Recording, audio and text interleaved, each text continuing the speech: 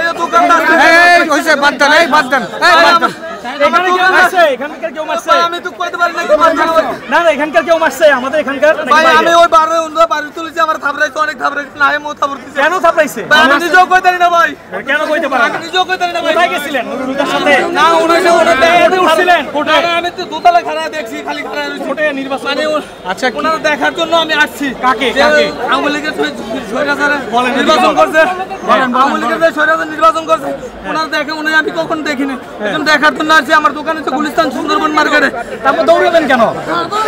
ভাই আমি ভয়ে ধরতেছি যে মারতা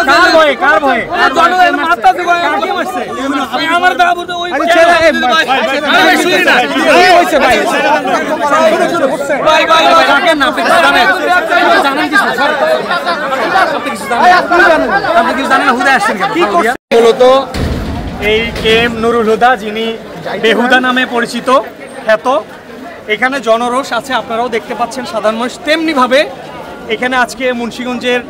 একজন সাবেক অবৈধ পার্লামেন্ট মেম্বার তাকেও ধরা হয়েছে এবং এই যেহেতু কেএম নুরুলহুদাকে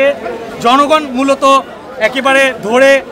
ধোলাই দিয়ে পুলিশের কাছে সোপর্দ করেছে এই কারণে একটা নিরাপত্তার শঙ্কাও ছিল আমরা আইনজীবীরাও হেল্প করতেছিলাম প্রতিমধ্যে দেখলাম যে জয় বাংলা স্লোগান পরবর্তীতে অনেক জনগণ ধাওয়া দিচ্ছিল ধাওয়া দেওয়ার পরে তারা অনেকে মারধরও করতেছিল তা আমরা মূলত চাচ্ছিলাম যে কোর্টে যেহেতু আমরা আইনের শাসনের প্রতি শ্রদ্ধাশীল আমরা চাই যে কোনো ধরনের মব সৃষ্টি না হোক অন্যায়ভাবে কারো উপর যেন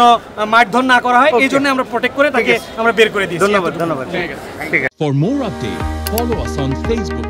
subscribe our YouTube channel, get the latest update on www.daily-sun.com.